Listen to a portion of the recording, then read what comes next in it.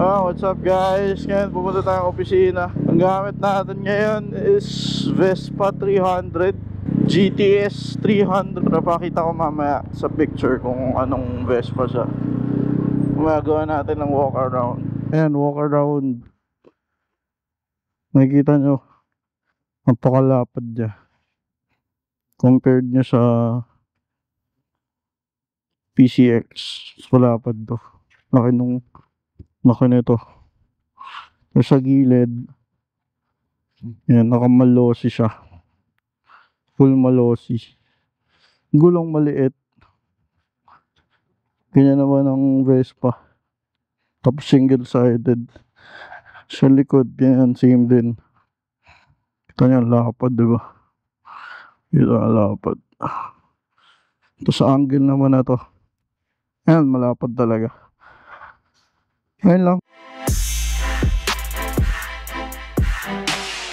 Ayun, dapat gagamitin ko to sa DGR. Kaso di tayo nagising nung araw ng DGR. Medyo fail.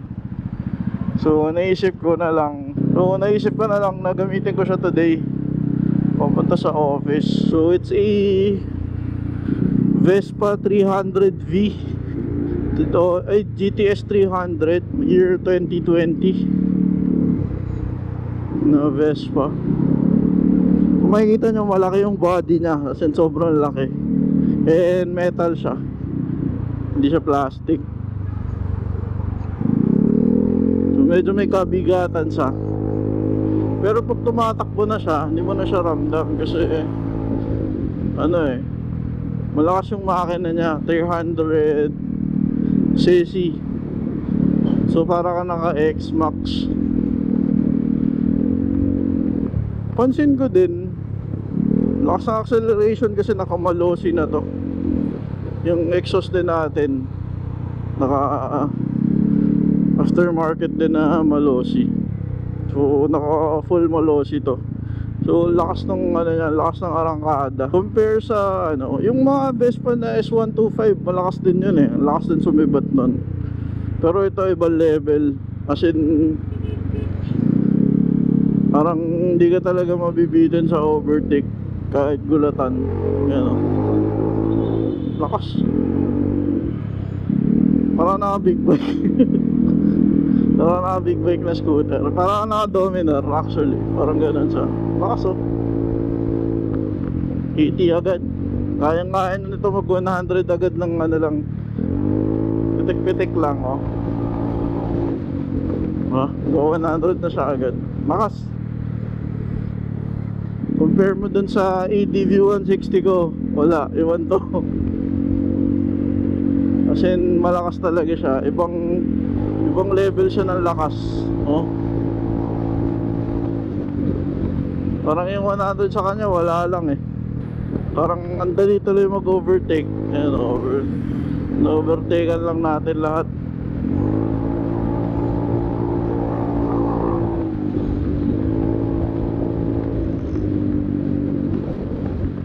Sobrang lakas.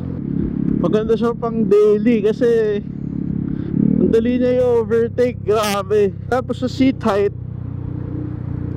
parang same lang eh. Same lang sila dun sa S125. Actually dun sa Primavera na tataasan pa nga ako. Parang ito, parang mas mababa.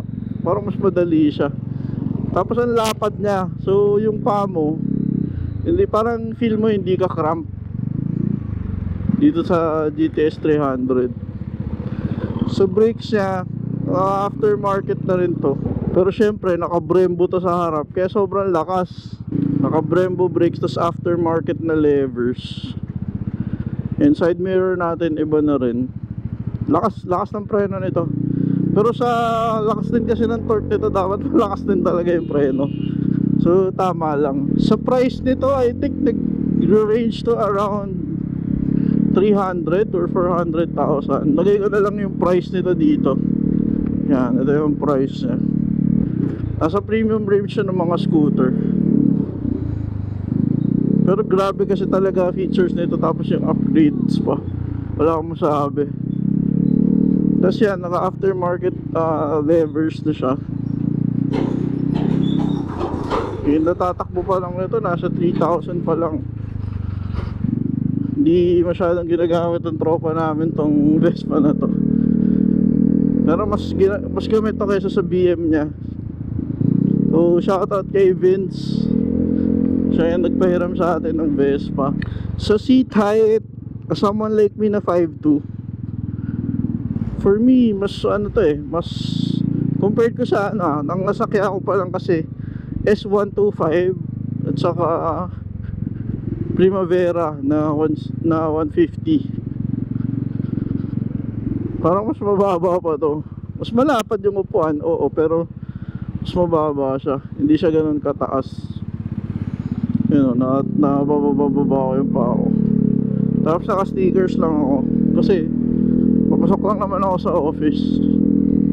Tsaka magaan siya, as in, sobrang gaan. Hindi ko nga ano eh, sa unang sakay mo mararamdaman mo mabigat siya, pero pag ginagalaw-galaw mo na siya, balance siya eh. Ganun yung feeling niya. Walang ano, walang, may mga motor kasi na feel mo sobrang front heavy, ganyan, sobrang ano, mabigat sa likod. Ito wala, balance eh. Kahit itulak-tulak mo siya, magaan siya. Kunyari sa ano mo siya, sa center stand, magaan siya, center stand. Parang ganun. Hindi ko nga siya pina-full throttle eh. Pinipitik-pitik ko lang siya eh. Parang may dala akong big bike, ganun. Ayan, pinipitik-pitik ko lang. Kasi pag ginano mo siya, pag inano mo talaga, parang umaano yung gulong eh. Kumakalas yung likod eh. Parang kumakalas. Ganun siya kalakas. Parang nagsislip rear tire pag nagpo-full throttle ka. Overtake ka natin.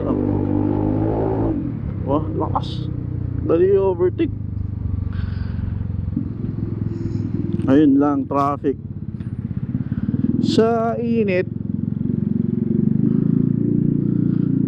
pansin ko nung ginagamit ko siya, medyo umiinit siya or mainit yung katawan ng motor. Tsaka narinig mo rin na may fan ganun. So, teka, dali diba?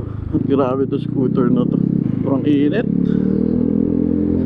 Init na panahon. Wala siyang temp gauge eh. Pero hindi naman nag-overheat to. Kasi nasubukan na namin sa ano to, yung Halloween ride namin na bakbakan. Hindi naman siya ano, nag-overheat kahit standstill.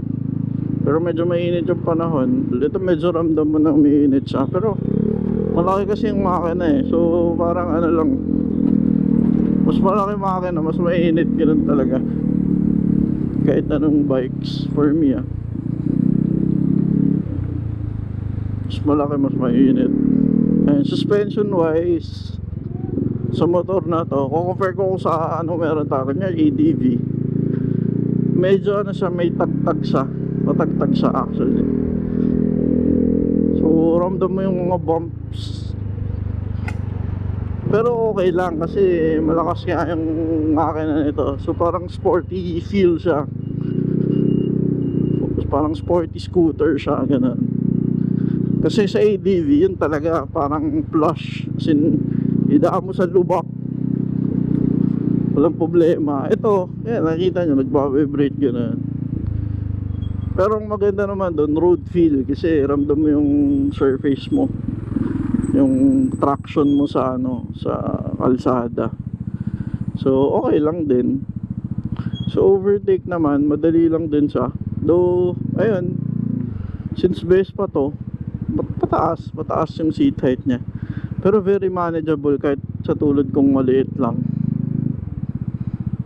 Ayan. Tsaka pwede ka naman mag-scoot forward kasi may gulay board eh. So di siya problema. Kasi gaganyan ka lang, oh, di mas maliit na siya, mas mababang motor.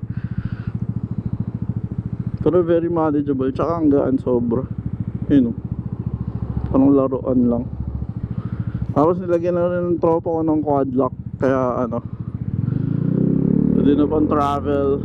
Ayun o. Lakas. Matakot.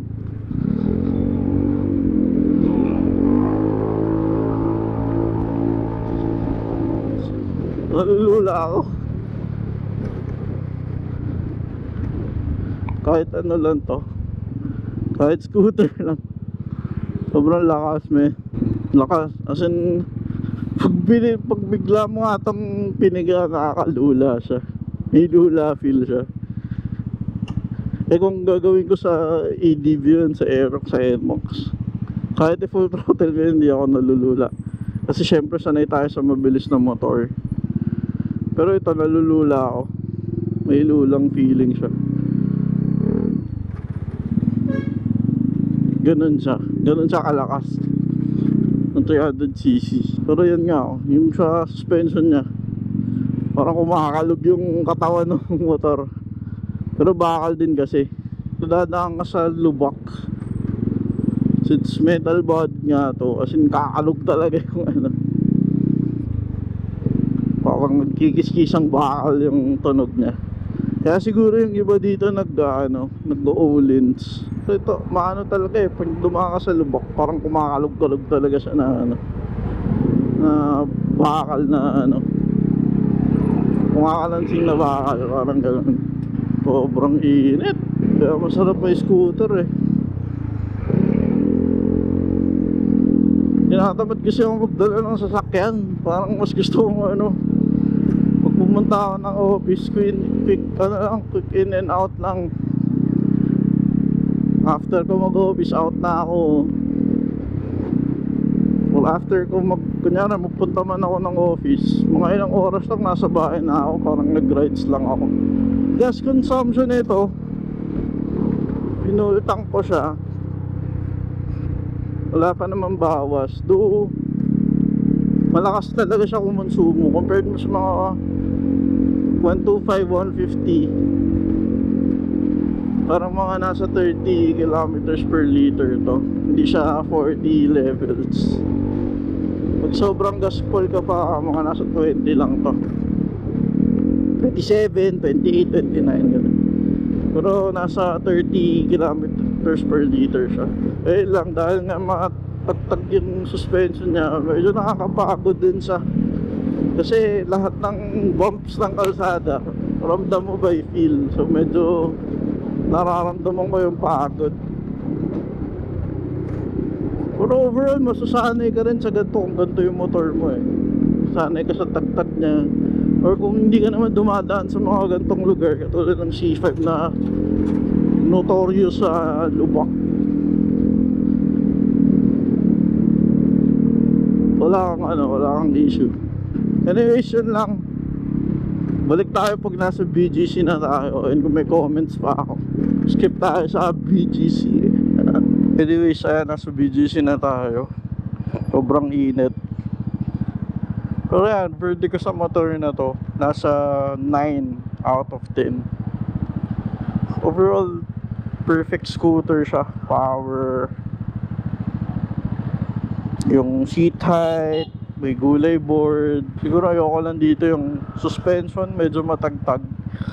Pero pwede mo naman palitan ng O-lens to kasi maraming pyesa to. Siguro naglagay ng O-lens dito, nasa 10 na siya. Pero overall, sobrang gandang scooter nito. Lalo na kung gagamitin mo siya daily, lakas ng power, grabe. Tapos syempre, sobrang pogi pa. Kaya 9 siya sa akin. Sobrang ganda, grabe. Price niya lang medyo mahal. Nasa premium price bracket siya. Pero wala akong masabi. Preno, Brembo. Sobrang kapit, sobrang lakas talaga. Ayan, maririnig nyo tumatakbo na yung fan kasi mainit yung panahon. So malakas yung fan niya. Pero hindi naman siya nag-overheat. And sa isang oras ko nagra-ride, ngayon lang siya nag-open. Kasi ngayon, puro stoplight, ganyan, nakahito ako. Pero kayang maging 10 ng motor na to. For example, magka-O-lens to, para maganda yung suspension. Siguro 10. Pero ngayon 9 muna.